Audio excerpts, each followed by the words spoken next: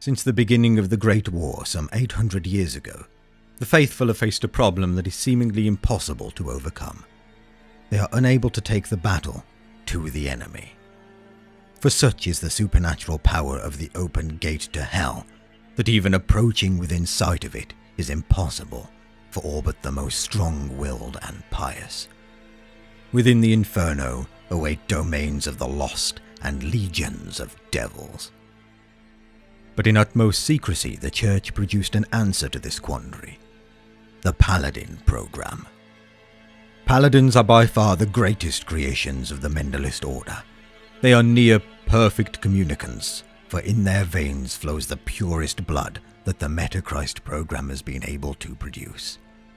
Paladins are warriors with such physical stature and inner holiness that not only can they approach Jerusalem's Vale of Tears, but also enter the very gates of Inferno and undertake missions within hell itself, and return to tell the tale.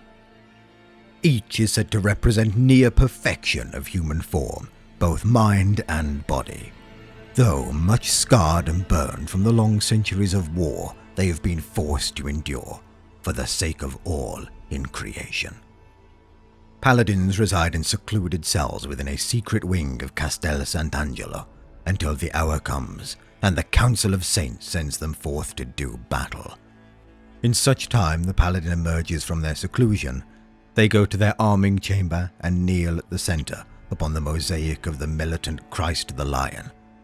They are then armed and armored by blinded and gelded serfs, for no impure gaze or carnal desire is to fall upon the Paladin by the servants of the Church, and briefed on the mission by one of the cardinal generals. They are given the last rites prehumously, should they fall, for there is no mission more dangerous than war within Gehenna. Originally, there were 12 Paladins, but now only 9 remain. 2 have fallen in battle, and it is rumored one has turned traitor, though the Church vehemently denies such slander upon pain of death. Despite ceaseless efforts, the Holy Mentalist Order have been unable to produce even a single new Paladin in the last 3 centuries. It has proven just as difficult to replace their holy armor and weaponry. Since the destruction of the holy city of Jerusalem, it has not been possible to harvest more Golgothic tektites required for the machining process for the Paladin's armor.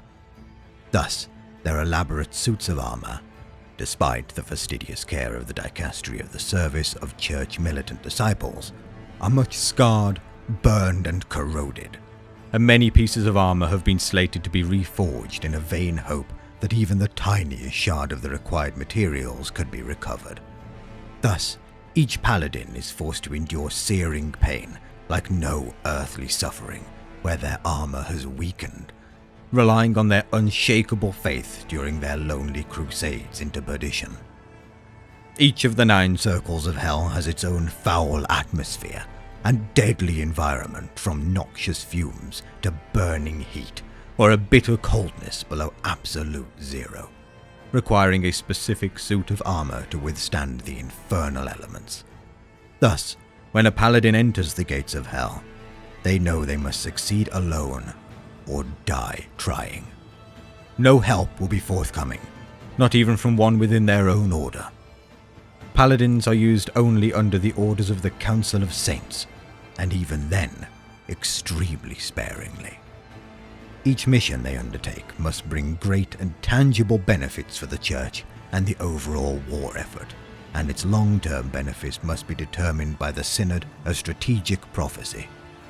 Paladins are tasked with missions such as exterminating key nobles of hell, destroying laboratories creating some new, devastating variant of the Black Grail, or interrogating devils with holy fire and the blood of the Lamb until they give up their infernal plans.